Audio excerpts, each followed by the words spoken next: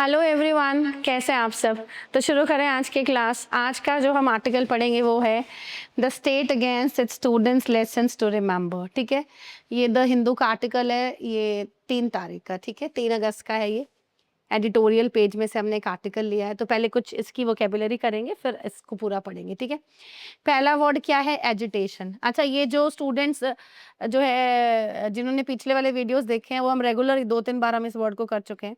Agitation का मतलब क्या होता है बच्चों? एजिटेशन का जो मतलब होता है वो होता है क्या? आंदोलन, विरोध प्रदर्शन। स्टूडेंट्स ने एजिटेशन जो है वो करा किसके ऊपर? फी हाइक के ऊपर। हाइक का मतलब क्या होता है? बढ़ना। वर्ब क्या निकल गई? एजिटेट। इसका मतलब अपसेट करना भी होता है। जैसे मैंने बोला कि I don't want to agitate her, मतलब किसी को नाराज कर देना, किसी को अपसेट कर देना, तो वो भी एजिटेट होता है। और अगर आप किसी चीज पे विरोध कर रहे हैं तो भी एजिटेशन होता है। ठीक है, अब ये वर्ड पढ़ो। क्या ये वर्ड है? ग्रीवेंस। ठीक है, क्या वर्ड है ये? बोलना कैसे? ग्रीवेंस। ग्रीवेंस का मतलब समझते हैं? शिकायतें। मतलब अगर कोई भी शिकायत करी जाए, देखो प्रोटेस्ट क्यों शुरू हुआ? क्योंकि ये एक जेन्युइन शिकायत थी। आपने ना कई बार ऐसा पढ़ा होगा, पब्लिक ग्रीवेंसेस, मतलब लोगों की जो शिकायतें हैं, पब्लिक ग्रीवेंसेस। ओके, नेक्स्ट पढ़ें। नेक्स्ट है कलोनियल। अच्छा, इसको कैसे समझोगे? आपको पता है, अगर कोई देश किसी दूसरे देश पे कब्जा कर ले और अपना पॉलिटिकल कंट्रोल कर ले, तो अगर वो वहां पे जब शासन करता है तो उसको हम क्या बोलते हैं? Colonial rule. क्या बोलते हैं? मतलब जब कोई शक्तिशाली देश किसी दूसरे देश पे कब्जा करके शासन करता है तो हम उसको क्या बोलते हैं? Colonial rule. तो अभी अब इस पैसेज में पढ़ेंगे ना तो तुमको और अच्छे से क्लियर हो जाएगा। अब भारत किसके खिलाफ लड़ा था? यही कलोनियल रूल के खिलाफ। किसने शासन करा भारत पे? ब्रिटिशर्स ने। ओके, अब नेक्स्ट आ जाओ, एट इट्स कोर। अब देखो, जैसे ये कोई चीज है, ये इसका सेंटर पॉइंट है तो ये उसका कोर है। अगर कोई चीज कोर पे है तो मतलब वो, मतलब उसका जो है वो बेसिक चीज उस अपने मूल रूप में वो वही है, एट इट्स कोर, असल मतलब सच में। The issue is at its core. अगर वाकई में देखा जाए तो ये एक संवैधानिक मुद्दा है। ठीक है, मतलब अगर हम इसको इसके मूल रूप में देखें तो ऐसा है। करें नेक्स्ट। नेक्स्ट वर्ड क्या है? नेक्स्ट वर्ड है मोबिलाइजेशन। देखिए, वैसे तो मोबाइल का मतलब क्या होता है? चलता फिरता। अगर कोई इंसान मोबाइल है तो मतलब जैसे आपने बोला कि he is mobile after surgery, मतलब अभी तो वो सर्जरी के बाद ऐसा मोबाइल है, मतलब चल फिर सकता है। ठीक है, अब मोबाइल फोन्स क्या थे? मतलब एक पोर्टेबल फोन जिसको आप जहां चाहें वहां ले जाएं, दिस इज कॉल्ड वो मोबाइल। ऐसी अब ये क्या वर्ड है? मोबिलाइजेशन। मोबिलाइजेशन का मतलब क्या होता है? The process of bringing people together for common purpose. अगर आप लोगों को एक साथ ला करके किसी कॉमन पर्पस के लिए जो है उनको रेडी कर लें, किसी आंदोलन के लिए तैयार कर लें, तो वो भी मोबिलाइजेशन होता है। ठीक है, और जिसको आप शुद्ध हिंदी में कह सकते हैं एकजुट करना। जैसे सबको इकट्ठा कर लिया एकजुट करके, और फिर आप जो भी आपका पर्पस है उस उद्देश्य की प्राप्ति के लिए आप उस मतलब उस तरफ लड़ रहे हैं या उसके लिए आप रेडी कर रहे हैं लोगों को, तो वो क्या है? वो मोबिलाइजेशन है। ठीक है, तो social media led to the rapid mobilisation of volunteers. Volunteers कौन होते हैं? जो अपनी मर्जी से अपनी सेवाएं देते हैं। और ऐसे वॉलंटियर वर्ब का फॉर्म भी है। जैसे मैंने बोला कि उसने खुद ही मुझे बोला था करने के लिए, ही वॉलंटियर्ड हिमसेल्फ, मतलब उसने खुद ही वॉलंटियर करा था कि भाई मैं कर देता हूँ, हट मैं गाड़ी चला लेता हूँ, तो ये भी वॉलंटियरिंग होती है। ठीक है, वॉलंटियर मतलब स्वयं सेवक जो अपनी मर्जी से अपनी सेवा कर रहा है और उसके लिए वो कोई पैसे नहीं ले रहा। ठीक है, अब इम्पोजिशन सुनो क्या होता है। इम्पोज का मतलब क्या होता है? थोपना। इम्पोज का मतलब क्या होता है? थोपना। एक सेंटेंस सुनो, जैसे मैंने बोला, I don't want to impose my wishes on you, मैं अपनी इच्छाएं तुम पे थोपना नहीं चाहता हूँ। तो इम्पोजिशन उसका नाउन है। The act of forcing something on others, मतलब किसी पे कुछ चीज थोप देना, वो क्या है? वो इम्पोजिशन है। The imposition of a new language ने क्या करा? प्रोटेस्ट शुरू कर दिए। स्पार्क का मतलब क्या? जैसे चिंगारी भड़काते हैं, स्पार्क कर दिए, उससे वो मतलब प्रोटेस्ट शुरू हो गए। अब ये वर्ड क्या है? परसुएजन। परसुएजन का मतलब सुनो क्या होता है। देखिए, एक वर्ड आता है परसुएड। परसुएड का मतलब होता है राजी करना। राजी करना मतलब किसी को कोई काम करने के लिए मनवा लेना। जैसे मैंने बोला कि वैसे मैंने तो इस गेम में हिस्सा नहीं लेना था, मेरा तो मन नहीं था, बट माई फ्रेंड्स परसुएडेड मी, मतलब मेरे फ्रेंड्स ने मेरे को राजी कर लिया। ठीक है, इसका नेगेटिव क्या होता है? डिसोएड करना। अच्छा, आपने कई बार ना ऐसे एडवर्टीजमेंट्स देखी होंगी टीवी में buy one get two free. तो ये कैसी टेक्निक्स हैं? These are persuasive marketing techniques जो कंज्यूमर्स को, जो लोगों को परसुएड कर लेते हैं कि भाई तुम ये सामान खरीद लो। हमने क्या, कंपनीज क्या करते हैं, कंपनीज अभी परसुएसिव मार्केटिंग टेक्निक्स का इस्तेमाल करती हैं कस्टमर्स को अट्रैक्ट करने के लिए। अब ये क्या है, परसुएशन का मतलब क्या है? अगर आप किसी को मतलब मना लें तो ये नाउन है, इससे वर्ब ये निकलती है परसुएड करना, तो परसुएशन है। ठीक है, जैसे मैंने काफी मनाने के बाद उसने फिर वो एक्सेप्ट कर लिया ऑफर। ऐसे एक है वो क्या, आर्ट ऑफ परसुएशन, जैसे हमने कहा ना कि आर्ट ऑफ स्पीकिंग है, ऐसे आर्ट ऑफ परसुएशन भी है। ये किनके पास होती है? जो लोग मार्केटिंग में होते हैं उनके पास किसकी कला होती है? मनाने की कला होती है अपने क्लाइंट्स को कि भाई तुम इसमें इन्वेस्ट कर लो, ये खरीद लो। ठीक है, अब इसको कैसे बोलना है? अपार्टाइड। इसको कैसे बोलना है? अपार्टाइड। अच्छा, एक पहले सुनो मेरे से, रेस का मतलब क्या होता है? रेस के तीन मतलब बच्चों। एक तो रेस का मतलब होता है जाति, जैसे रेशियल अटैक्स आपने सुने होंगे कि भैया भारतीय बच्चों पे रेशियल अटैक्स हुए। रेसिज्म क्या होता है? जातिवाद। एक तो रेस जाति वाला हो गया, एक रेस वो भागने वाली रेस हो गई, ऐसे हो गई। और एक रेस होता है दिल का धड़कना, माई हार्ट इज रेसिंग, मतलब मेरा दिल बहुत तेज तेज धड़क रहा है, मतलब भाग रहा है, ये वाला भी हो गया। तो अब ये वर्ड क्या है? अपार्टाइड। अपार्टाइड का मतलब क्या होता है? जो रंग भेद की नीति होती है ना कि भाई ये गोरे हैं ये अलग रहेंगे और ये काले हैं ये ऐसे रहेंगे, मतलब a system where people of different races are kept separately. मतलब जहाँ पे अलग अलग जो है रंगों के लोगों को अलग रखा जाए। जैसे मतलब जो भाई वाइट लोग हैं उनको कुछ अलग लीगल एडवांटेज मिल रहे हैं, उनको प्रिविलेजेस हैं, उनको बेनिफिट ज्यादा है, काले लोगों को नहीं है। तो ये जो है ये क्या है? ये अपार्टाइड। जैसे नेल्सन मंडेला ने क्या करा था, उन्होंने अपार्टाइड के खिलाफ लड़ा था। कहाँ पे? In South Africa. Is it okay? करें नेक्स्ट। अब नेक्स्ट क्या है? गवर्न।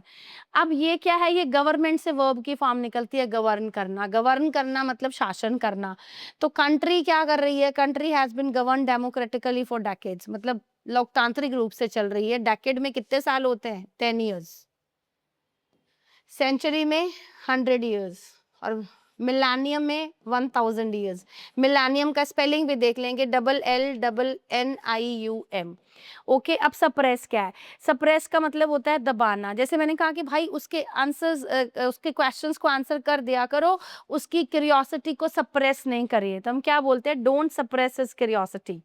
तो सरकार ने क्या करा? प्रोटेस्ट को सप्रेस करने की कोशिश करी। सप्रेस मतलब दबाना। ठीक है, नेक्स्ट कर रहे हैं। नेक्स्ट है टर्न आउट।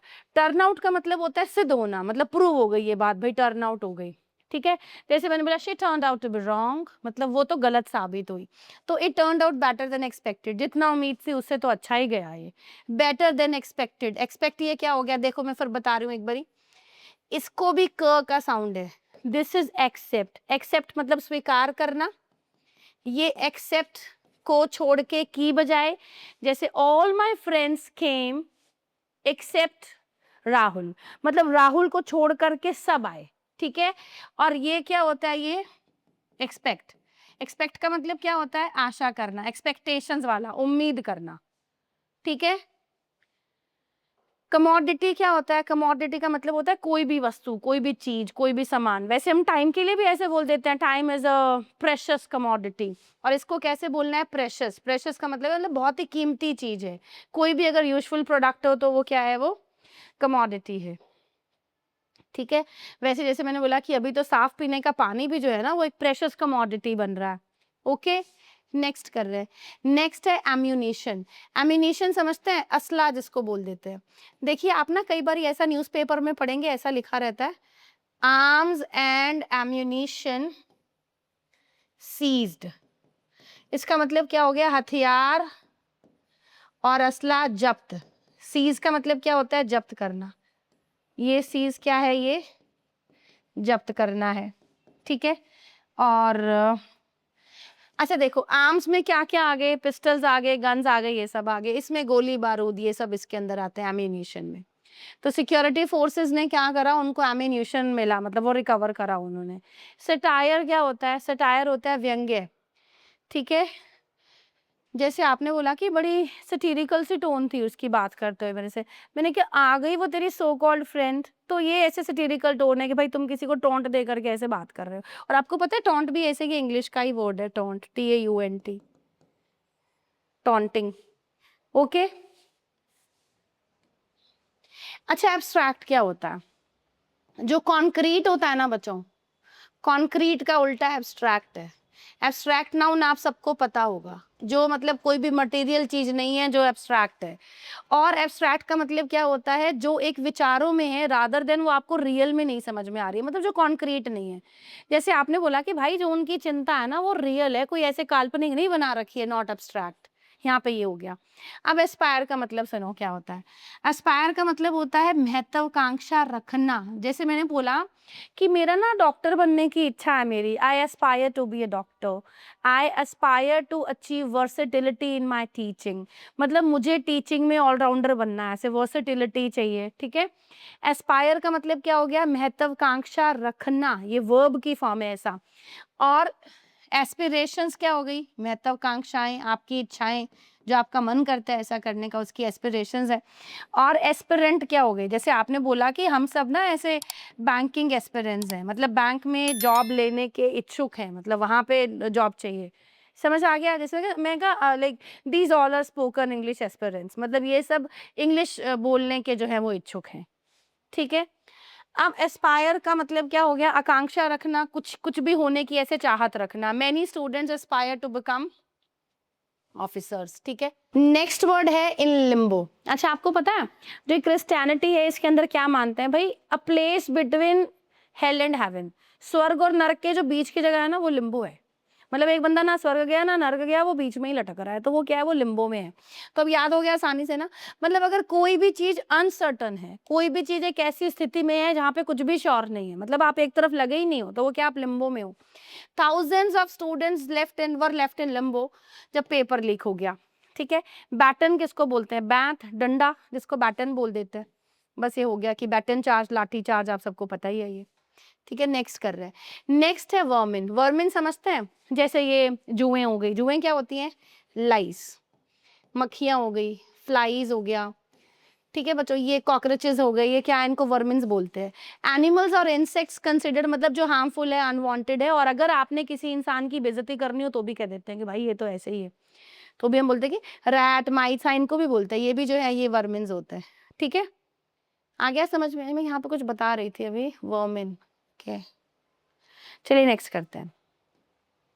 रेट्रिक क्या होता है? रेट्रिक होता है जो आपकी बयानबाजी है, जो आपकी मतलब रेट्रिक वैसे तो होता है the art of speaking and writing effectively. अगर आप अच्छे से बोल रहे हैं, अच्छे से लिख रहे हैं, जो प्रभावशाली अगर आप बातें करते हैं, तो उसको हम क्या बोलते हैं? रेट्रिक। तो रीडर्स जो है ना वो शुड फोकस ऑन एक्शन, मतलब काम करने पे जोर दें, ऐसे अच्छे अच्छे भाषण देने से कुछ नहीं बनेगा, ठीक है। अच्छा, मैं जो बता रही थी वो ये था, जैसे ना जो लाउस होता है ना बच्चों, वो एक जूं को बोलते हैं, उसका प्लूरल क्या बनता है? लाइस होता है। और अगर कभी भी ऐसे आ गया कि भाई ये चीज तो लाउजी क्वालिटी की है, अगर कोई चीज लाउजी क्वालिटी की है तो वो कैसे है? लाउजी क्वालिटी का मतलब होता है कि मतलब बहुत घटिया है। जैसे मैंने कहा ओहो ये तो बहुत लाउजी क्वालिटी, इधर लाउजी मतलब बहुत खराब। ओके, नेक्स्ट कर रहे हैं। नेक्स्ट है डिस्पर्स। डिस्पर्स समझते हैं? बिखर जाना। जैसे आपने कई बार पढ़ा होगा, पुलिस ने लाठी चार्ज का सहारा लिया टू डिस्पर्स द क्राउड, मतलब भीड़ को तो मतलब सब खिंड जाओ, इकट्ठे होकर के नहीं रहना है। समझ आ गया? ये अरे देखो, सहारा लेना क्या होता है? रिजॉर्ट, सॉरी, सहारा लेना क्या होता है? मैं एक बार इसको इरेज कर दूं। सहारा लेना होता है रिजॉर्ट टू। सहारा लेना क्या हो गया? Resort to. और आपको पता है इसके बाद हमेशा से आईएनजी आती है, ऐसे ध्यान रखना, ठीक है। अगर नाउन आएगा फिर नहीं कि लाठी चार्जिंग ऐसे बोलने लग दिया, baton charging, no no no. मतलब पुलिस रिजॉर्टेड टू, अगर कोई वर्ब आएगी फिर आईएनजी करके आ जाएगी ऐसे आगे, ठीक है। अपराइजिंग क्या होता है? ये होता है बच्चों विद्रोह। इसके लिए आप रिवोल्ट यूज कर सकते हैं, जैसे रिबेलियन वर्ड है ये, रिबेलियन, रिवोल्ट, अपराइजिंग, राइजिंग, ये सब किसके लिए है? जब लोग जो हैं अपनी ही सरकार के खिलाफ बगावत कर दें तो उसको हम क्या बोलते हैं? अपराइजिंग। राइज वैसे तो खड़े होना होता है, उदय होना भी वही, the sun has risen, rise rose risen. तो जब लोग खड़े हो गए हैं किसके खिलाफ? अपनी ही सरकार के खिलाफ, तो अपराइजिंग है वो, ठीक है। मतलब रिबेलियन अगेंस्ट अथॉरिटी, जब आप रिबेलियस हो गए हैं किसके खिलाफ? अपनी सरकार के खिलाफ, अथॉरिटी के खिलाफ, ठीक है। तो इस अपराइजिंग ने जो है ना वो देश की पॉलिटिकल हिस्ट्री को ही बदल दिया। It's political not political. Okay, बोलना कैसे है? पॉलिटिकल। और वो पॉलिटिक्स बोलते हैं ऐसे उसको। नेक्स्ट वर्ड है इंसरेक्शन। इंसरेक्शन का मतलब समझते हैं? अभी हमने बात की ना, रिवोल्ट, अपराइजिंग, राइजिंग, रिबेलियन, और ये इंसरेक्शन, इसका मतलब भी क्या होता है? वही बगावत। ठीक है, अभी हम इसमें पढ़ेंगे आर्टिकल में भी। बाउंड क्या होता है? बाध्य होना। जैसे मैंने बोला मैम हम तो ड्यूटी बाउंड है। अगर आप ड्यूटी बाउंड हैं तो मतलब आप कर्तव्यबद्ध हैं। जैसे आपने बोला कि he is bound to win, मतलब अब तो उसका जीतना निश्चित ही है। अगर कोई चीज ऐसे बाउंड टू है तो अब होना ही है ये तो, मतलब अब तो आप उससे बंध गए हैं, मतलब अब तो उसका जीतना निश्चित है। अब hard work is bound to pay off, मतलब हार्ड वर्क अगर आप मेहनत करते हैं तो वो भुगतान आपका होगा ही होगा। पे ऑफ करना मतलब वो उसका रिजल्ट, उसका फल आपको मिलेगा ही। ठीक है, नेक्स्ट आइए, नेक्स्ट है कंटेम्प्ट। अच्छा, आपने कई बार ऐसे मूवीज में सुना होगा कंटेम्प्ट ऑफ कोर्ट। भाई ये तो कोर्ट का तिरस्कार है, कोर्ट की तौहीन है। तो जो बेइज्जती वर्ड है वो कंटेम्प्ट है, तिरस्कार, घृणा। उसने मतलब कंटेम्प्ट के साथ देखा उस प्रपोजल को, मतलब घृणा के साथ देखा। अब अच्छा पहले इसको सुनो, एक वर्ड आता है लेजिटिमेट। अगर कोई लेजिटिमेट चीज है तो वो कैसी है? वो लीगल है। अब ये वर्ब क्या है? डीलेजिटिमाइज करना। अच्छा, लेजिटिमाइज करना क्या हो गया? मतलब किसी भी चीज को अगर आप वैलिड बना रहे हैं तो आप उसको क्या कर रहे हैं? आप उसको लेजिटिमाइज कर रहे हैं। और जितने भी डी वाले वर्ड है ना, उसमें कैसे होता है? हटाना। इसका सबसे बड़ा एग्जाम्पल मैं आपको बताती हूँ। जैसे आपने देखा होगा पेट के कीड़े मारना, तो उसको हम क्या करते हैं? डीवर्मिंग करनी है बच्चे की, डीवर्म होता है ना। अच्छा, ऐसे नशा मुक्ति क्या होता है? डी एडिक्शन करनी है। जैसे आपने कहा उसकी मान्यता रद्द करो, तो क्या हो गया? डी रिकॉग्नाइज करो। ऐसे डी लेजिटिमाइज अगर आप किसी चीज को कर रहे हैं तो आप उसकी वैधता को, आप उसकी विश्वसनीयता को खत्म करते हैं। आप मानते ही नहीं है कि ये चीज वैलिड है। ठीक है, अगर आप करप्शन करेंगे तो सरकार पर से लोगों का विश्वास उठ जाएगा, डीलेजिटिमाइज कर देगा ये चीज। ठीक है, नेक्स्ट आइए, नेक्स्ट है रजिस्टर। एक तो रजिस्टर वही हो गया कि भाई तो अपना नाम रजिस्टर करा ले ये, लेकिन एक लैंग्वेज की भी अपनी वोकेबुलरी होती है। जो लैंग्वेज की टर्मिनोलॉजी है उसके अंदर रजिस्टर का मतलब है आपका लहजा, आपका बोलने का तरीका क्या है। अब देखो उसने तो अपना रजिस्टर ही चेंज कर लिया, मतलब अपनी भाषा शैली, अपना बोलने का तरीका ही बदल लिया। और बी लिटिल सुनो क्या होता है? लिटिल, छोटा। बी वाले भी ना अक्सर आप देखेंगे वो वर्ब है सारी, बी लिटिल। जैसे बी फूल आपने पढ़ा होगा, ऐसे बेवकूफ बनाना, है ना। बी लिटिल क्या होता है? किसी को नीचा दिखाना। एक सेंटेंस सुनना, जैसे मैंने बोला कि you can't raise your stature simply by belittling others. Sentence सुनिएगा, you can't raise your stature simply by belittling others, मतलब किसी को नीचा दिखा करके तुम्हारा ओहदा ऊपर नहीं होता है कभी भी। तो बी लिटल करना मतलब किसी को नीचा दिखाना। तो मैंने बोला कि जो अच्छे नेता हैं वो अपने टीम मेंबर्स को कभी बी लिटल नहीं करेंगे कि भाई उनको तो, भाई तुम में तो कुछ नहीं आता है। ठीक है, ये मानना कि तुम हमसे कम हो, दिस इज कॉल्ड, उसको हम क्या करते हैं? बी लिटलिंग करते हैं। ठीक है, नेक्स्ट कर रहे हैं। नेक्स्ट वर्ड है डीह्यूमनाइज। अब मैंने तुमको क्या कहा था कि डी करना मतलब उसको हटा देना। तो अगर आप किसी भी चीज को डीह्यूमनाइज कर रहे हो तो आप मानते ही नहीं कि वो इंसान है। ठीक है, तो इंसान ना मानना मतलब किसी को समझना कि भाई ये तो इंसान ही नहीं है, इनको तो उनके साथ कुछ भी कर लो, कुछ भी कह दो, कोई फर्क ही नहीं।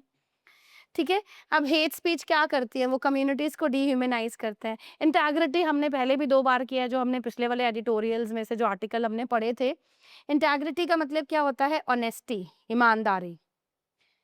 ठीक है, नेक्स्ट आइए, नेक्स्ट है लेजिटिमेट। ये मैंने अभी लिख दिया, वर्ब क्या निकली? लेजिटिमाइज, मतलब वैलिड बनाना। और डीलेजिटिमाइज क्या होता है? मतलब किसी को वैलिड ना मानना और उसकी विश्वसनीयता को कम कर देना। ठीक है, अकाउंटेबिलिटी, ये सबने, सबको आता होगा वर्ड, ये प्रोटेस्ट मतलब जिम्मेदारी, अकाउंटेबल। जैसे मैंने कहा कि इसकी अकाउंटेबिलिटी कौन लेगा, means who is going to bear the responsibility of it. ठीक है, तो अकाउंटेबल कौन है? You should be accountable to him. Accountable के बाद preposition क्या आता है? ऐसे टू आता है, याद रखना ये, accountable to. Okay, next word क्या है? क्रैकडाउन। क्रैकडाउन क्या होता है? An action taken by authorities to stop something, मतलब कड़ी कार्रवाई। तो ये क्रैकडाउन अनाउंस किया सरकार ने इलीगल माइनिंग के खिलाफ। एक तो माइन क्या होता है? मेरे वाला, और एक माइनिंग क्या होगी, वो जो कोयले की खानें होती है ना, और जो उनमें काम करने वाले लोग वो कौन होते हैं, माइनर, और जो बिलो 18 होता है वो कौन होता है, ये वाला माइनर। अब ये वर्ड पढ़ो क्या है, ये वर्ड है सेस्क्विसेंटेनरी। इसका मतलब क्या होता है, मतलब सेंटिनरी तो आप सब जानते हैं 100 होता है ना, तो सेस्क्वी क्या हो गया, 1.5, मतलब 150th anniversary of an event. ठीक है, सेस्क्वी, इसको क्वी सेंटिनरी। नेक्स्ट, नेक्स्ट है एस्पिरेशन। ये हमने शायद ऑलरेडी कर लिया ना अभी, एस्पिरेशन महत्वाकांक्षा है, हमने कर लिया ये। अच्छा, डिफाई क्या होता है, डिफाई समझते हैं, पहले एक एग्जांपल सुनना। जैसे मैंने बोला कि I can't defy my mother, she is the only one I have in my life. मतलब मैं अपनी मम्मा को डिसऑबे नहीं कर सकता हूँ। अगर क्लास का कोई स्टूडेंट डिफाइंड है तो वो टीचर की बात नहीं सुन रहा है, वो बहुत ही डिसऑबीडियंट है, हमेशा डिसऑबे ही करेगा। समझ आ गया, मतलब आप किसी की अगर बात नहीं मान रहे हैं तो आप कैसे हैं, आप डिफाइंड हैं। ओके, चलिए ये तो हो गया, she डिफाइड all expectations and top the exam. ठीक है, नेक्स्ट आइए, सीक्वल पता है ना, उसका नेक्स्ट पार्ट सीक्वल हो गया। अब रेजीम सुनो क्या है, एक तो रेजीम क्या हो गया, शासन व्यवस्था। एक आप सबको शायद ये पता ही होगा, एक प्लान रूटीन जो होती है। जैसे मान लीजिए लोग कह रहे होते हैं ना कि भाई तू अपना फिटनेस रेजीम शेयर कर मेरे साथ, मतलब तेरा क्या रूटीन है रोज का, तो वो भी रेजीम होता है। ठीक है, next, the military regime impose strict restrictions, मतलब उन्होंने इम्पोज, वही थोपने वाला नाउन क्या था, इम्पोजिशन, उन्होंने स्ट्रिक्ट रेस्ट्रिक्शंस लगाए। ओके, अच्छा ये वर्ड क्या है, जेस्चर। जेस्चर क्या होता है, कोई भी इशारा, कोई भी संकेत। जैसे उसकी माफी जो है ना, मतलब ये एक बहुत ही काइंड जेस्चर था। ठीक है, एस्केलेट क्या होता है, अच्छा देखिए, एलिवेट का मतलब क्या होता है, ऐसे ऊपर उठाना। एलिवेटर क्या होती है, लिफ्ट होती है। और एस्केलेट क्या होता है, किसी भी चीज को बढ़ाना, किसी भी चीज को और सीरियस कर देना। वैसे वो जो मूविंग स्टेयर्स होती हैं वो क्या होती हैं, वो एस्केलेटर्स होती हैं। क्या होती हैं वो, एस्केलेटर्स। ठीक है, तो एस्केलेट करना क्या होता है, किसी भी चीज को और सीरियस कर देना। जैसे आपने बोला कि भाई अब तुम इस बात को और एस्केलेट मत करो, मतलब और अब गंभीर मत बनाओ और उसको मत बढ़ाओ। ठीक है, और डी एस्केलेट करना इसका ऑपोजिट है, कि आप अगर तनाव को शांत कर रहे हैं, आप अगर तनाव कम कर रहे हैं, आप डी एस्केलेट कर रहे हैं। डी वाले वर्ड हमने करे हैं कि अगर आप डी कर रहे हैं तो आप उसमें से मतलब उसको ऐसे हटा रहे हैं, डी एस्केलेट कर रहे हैं। कर रहा ना, डी वर्मिंग, कीड़े मारना, डी रिकॉग्नाइज करना, डी एडिक्शन करना, डी ह्यूमनाइज हो गया, ऐसे क्या हो गया, डी एस्केलेट। अच्छा, क्रैकडाउन, ये वही आ गया, तो कड़ी कार्रवाई, ये शायद दोबारा दोबारा लिख दिए गए हैं। अच्छा, कंसीड पे आइए। कंसीड क्या होता है, कंसीड होता है स्वीकार करना। जैसे मिनिस्टर ने खुद ही मान लिया कि भाई हमसे गलती हुई थी। अच्छा, बाउंडेड सुनो क्या होता है, पहले हमने क्या पढ़ा था, बाउंड। बाउंड के सेंटेंस हम कैसे बनाते हैं, इज बाउंड टू विन। ठीक है, जैसे मैंने बोला कि इट्स बाउंड टू हैपन, मतलब ये तो होना ही है। और अगर कोई चीज बाउंडेड है तो उसका मतलब क्या है, वो विद इन क्लियर बाउंड्रीज आपको दे रखी है, वो एक निश्चित दायरे में है, आपको समझ में आ रहा है ये। ठीक है, नेक्स्ट कर रहे हैं। नेक्स्ट क्या है, वर्दी। अगर आप किसी भी चीज के वर्दी हैं तो आप सम्मान के योग्य हैं। जैसे आपने बोला you are worthy of praise, मतलब आप सम्मान के लायक हैं। तो चलिए अब हम पढ़ना शुरू कर रहे हैं। ठीक है, आर्टिकल। ऑन जुलाई 26 1876 को, 150 साल पहले, ऑलमोस्ट टू द डे, लगभग इसी दिन पहले, सुरेंद्र नाथ बनर्जी ने जो है वो इंडियन एसोसिएशन की कलकत्ता में नींव रखी। यहाँ पे फाउंडेड का मतलब क्या है, नींव रखना। अच्छा, आपको पता है एक तो फाइंड का सेकंड फॉर्म फाउंड होता है। एक फाउंड अपने आप में खुद फर्स्ट फॉर्म है जिसका मतलब होता है नींव रखना, second form founded, third form founded. तो उन्होंने नींव रखी किसकी, इंडियन एसोसिएशन की, कहाँ पर, कलकत्ता में। ठीक है, इसका जो पहला ग्रेट एजुटेशन हुआ एट इट्स कोर है, ये हमने वहां पढ़ा भी था, इसमें स्पेस है। ठीक है, अब वो क्या था, मतलब स्टूडेंट्स की शिकायतें था। ग्रीवेंस क्या होता है, शिकायतें। कॉलोनियल गवर्नमेंट, कॉलोनियल पता है ना, मतलब जो ब्रिटिश राज है, यहाँ पे करा था ना हमने। कॉलोनियल क्या होता है, जब एक कंट्री जो है किसी दूसरे देश पे कब्जा कर ले। तो जब उस वक्त जो ये ब्रिटिश सरकार थी, उसने लोअर, लोअर क्या है, ये हैड के बाद वर्ब की थर्ड फॉर्म है। जैसे लोअर द टेम्परेचर, टेम्परेचर आप कम कर दीजिए। उन्होंने एज लिमिट जो थी ना इस एग्जाम को पास करने की, इंडियन सिविल सर्विसेज को, वो घटा करके क्या कर दी, 21 से 19 कर दी। ये एक ऐसा बदलाव था जिसने बड़ी शांति से जो है ना भारतीय युवाओं को, यंग इंडियंस को शट आउट, ये शट आउट जो है ये वर्ब का फॉर्म है, उनको बाहर निकाल दिया, of the highest offices open to them. ठीक है, बनर्जी ने जो है ना, सॉरी, यहाँ पे आ गए।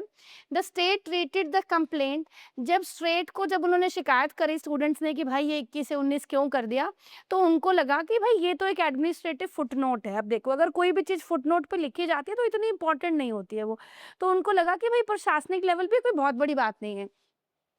लेकिन ये जो बैनर्जी हैं जिन्होंने नींव रखी थी, उनको उन्होंने इसको ट्रीट करा कि ये एक संवैधानिक मुद्दा है। उन्होंने जो है ऐसे कंट्री का दौरा किया और जो गुस्सा था किसका, स्टूडेंट गोइंग, ये ऐसे हाइफन आएगा यहाँ पे यूथ का, वो उन्होंने बदल दिया first genuinely pan India political mobilisation. Pan India क्या होता है? पैन का मतलब होता है अखिल भारत, मतलब जिसमें मतलब पूरे भारत में। तो फिर ये ऐसे एक लोग इकट्ठा हो गए और ये एक मुद्दा बन गया political. The Raj never recovered, ये राज वो कोई सिमरन राज वाला राज नहीं है, ये शाहरुख खान वाला, ये राज है जो ब्रिटिश राज है।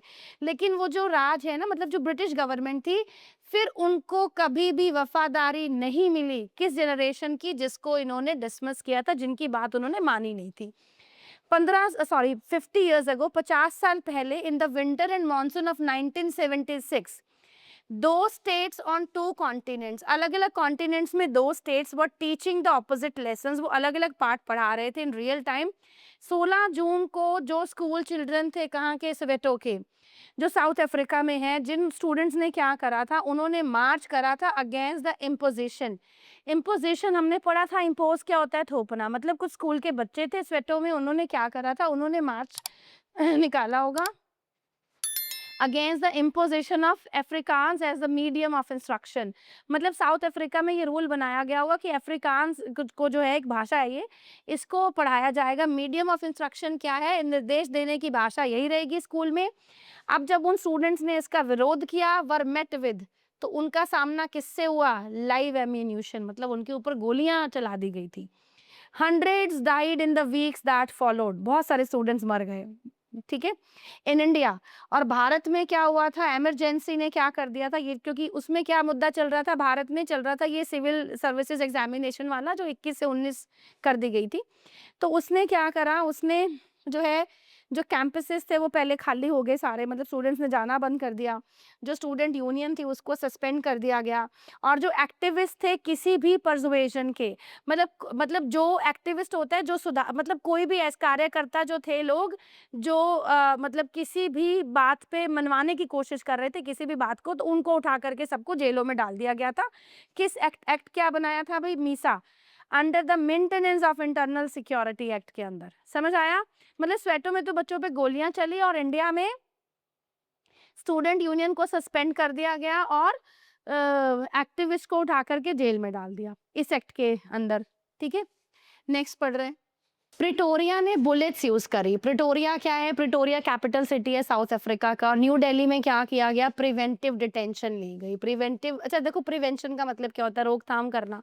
प्रिवेंटिव डिटेंशन होता है अगर किसी को मतलब पहले गिरफ्तार कर लो, मतलब ताकि वो कोई आंदोलन का हिस्सा ना बने या वो कोई क्राइम ना कर दे। तो प्रिवेंटिव होता है जो एहतियात मतलब बरती गई कि भाई उनको पहले ही अंदर कर दो। तो न्यू दिल्ली में ये करा गया। एंड बोथ वर कॉन्फिडेंट, मतलब दोनों सरकारें ये सोच रही थी कि हमने जो है ना वो ऑर्डर, मतलब कानून व्यवस्था को, जो लॉ एंड ऑर्डर को रिस्टोर कर दिया है। लेकिन आप देखिए with in a decade and 5 decade में कितने साल होते हैं? 10 साल, मतलब 15 सालों के अंदर अंदर जो स्वेटो की जनरेशन थी उन्होंने ये जो है अपार्टाइड क्या होता है, जो ये रंग भेद की नीति थी वो चलने नहीं दी, वो मतलब वहां की सरकार को खदेड़ दिया। And the generation of the emergency had produced much of India's post 1977 political leadership. और वो जो जनरेशन जो इमरजेंसी के वक्त उस वक्त हिस्सा थी ना, वो भारत के पॉलिटिकल लीडर बने बाद में।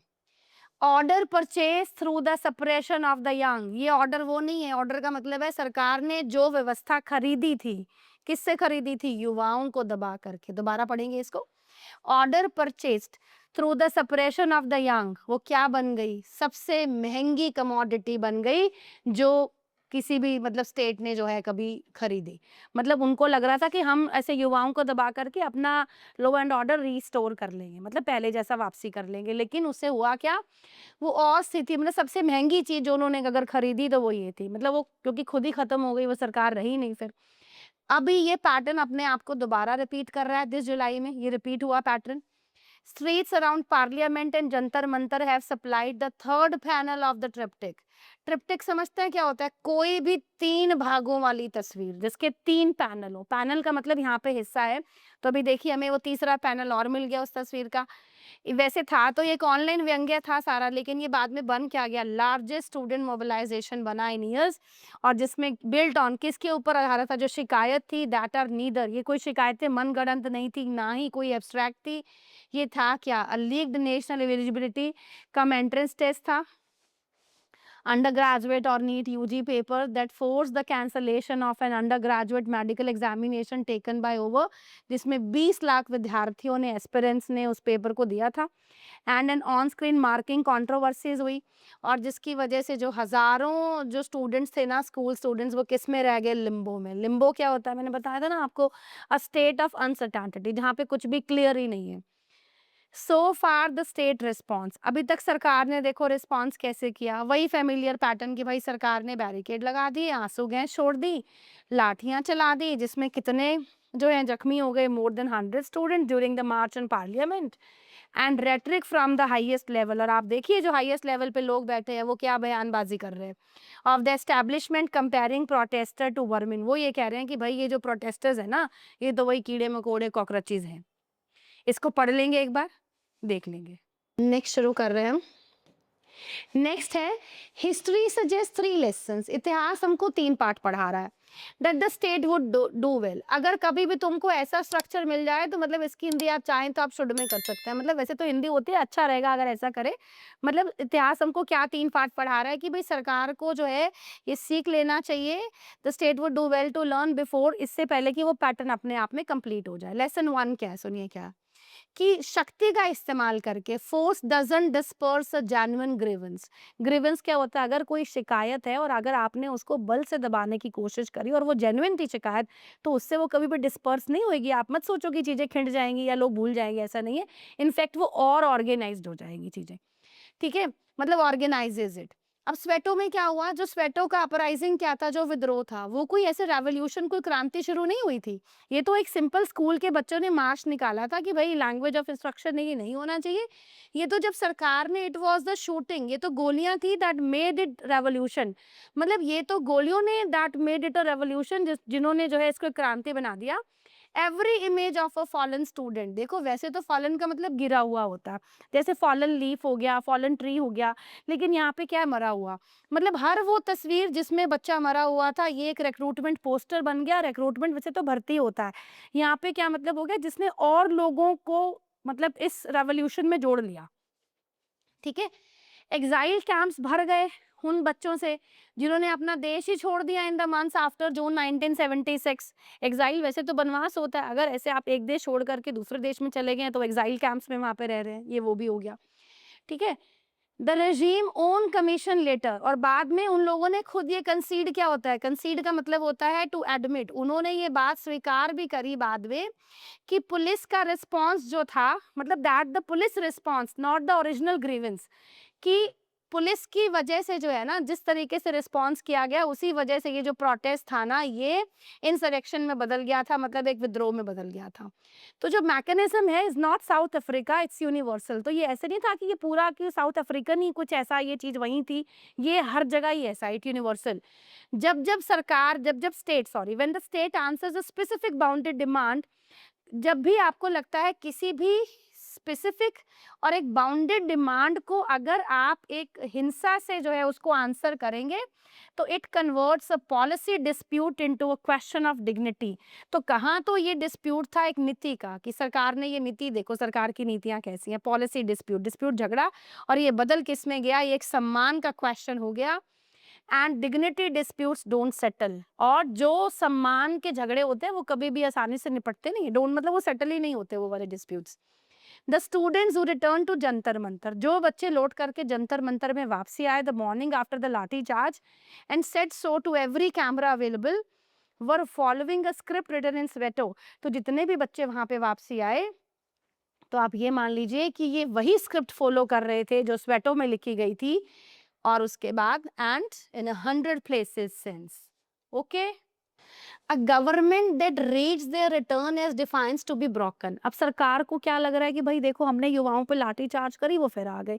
तो सरकार को लग रहा है कि ये तो उनका डिसओबीडियंस है और इसको तोड़ना पड़ेगा, कहीं ना कहीं इसको रोकना पड़ेगा। लेकिन वो ये नहीं समझ रही है, rather than as an evidence, कि ये तो एक प्रमाण है वो ये समझने का कि उनका जो बल था वो फेल हो गया है। अब वो अपने ही सीक्वल की तैयारी सरकार खुद कर रही है। ठीक है, मतलब सरकार को क्या लग रहा है कि वो लोग अगर वापसी आए तो ये डिफाइंड है वो, ये लेकिन ये नहीं समझ रही है कि वो, आप ये समझिए कि आपके बल का उन पे कोई असर ही नहीं हुआ है।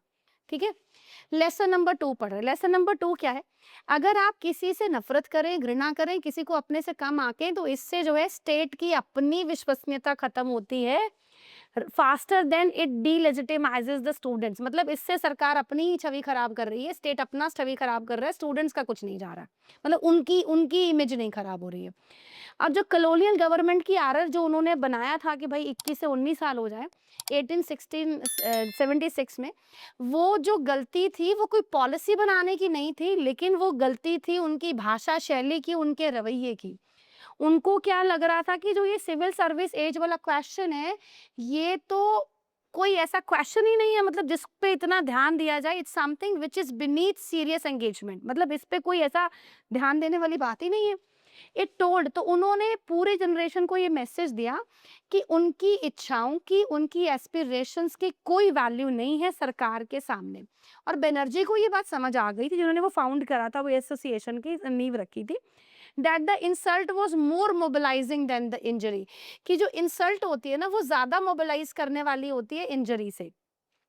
और इंडियन एसोसिएशन इसी ही बात पे बनी थी सारी। ठीक है, द इंस्टिंक्ट टू बिलिटल, उसने कहा आज भी जो नीचा दिखाने की इंस्टिंक्ट है ना वो आज भी जिंदा है।